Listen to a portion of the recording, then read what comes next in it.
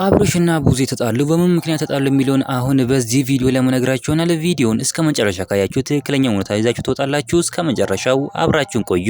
በጣም በሚገርም ሁኔታ ማለት ነው አብርሃም ትላንትና ሩታን ከሷት ነበር፣ ሩታ ተከሳ ነበር ማለት ነው። በዚህም እንግዲህ ፍርድ ቤቱ ግራ ቀኙን አዳምጦ ምንም ጥፋት የለባትም፣ እሷ ምንም አላጠፋችም፣ ልጇ ስለጠፋባት እናንተን ከሳ ነው እንጂ ምንም አላጠፋችም ብሎ ፍርድ ቤቱ እንግዲህ ሩታን በነጻ ለቋታል ማለት ነው። በዚህ ላይ እንግዲህ ቡዜና ጥፋተኛ ተብሎ ቡዜ እስር ቤት ገብታለች። በዚህም እንግዲህ ቡዜና አብርሽም በዚህ ጉዳይ ላይ ተጣልቷል። በጣም የሚገርም ነገር ነው። እውነት ለመናገር ከሆነ እንኳን ተጣሉ ነው ሙሉ በቃ ለምን ብትል ተንኮለኛ ነው ቡዜ። ሩታ በቃ ቀና እንዳትል ሩታን ክፋት እያወራች ትሄዳለች። ጭራሮ ጸጉር ማለት ነው። ስለዚህ እንኳን ተጣሉ ነው ሙሉ በቃ እንደውም ሲጣሉ ማለት ነው ሩታና አብርሃም የሚገናኙበትን መንገድ ይሰፋላቸዋል። እሷ ናት የምታጠብባቸው እነሱ እንዳይገናኙ ሩታና አብርሃም አንድ ላይ እንዳይሆኑ ልጃቸውን በሰላም በፍቅር በአንድነት እንዳያሳድጉ የምታደርገው ራሷ ናት። ዳር የምበጠበጠው ራሷ ናት። ጸጉሯን አንጨባራ ትመጣለች። እነሱን ተንኮል አውርታ ትሄዳለች ማለት ነው። ይሄ ደግሞ ተገቢ አይደለም እንላለን። እንኳንም ታሰረች ማለት እንፈልጋለን።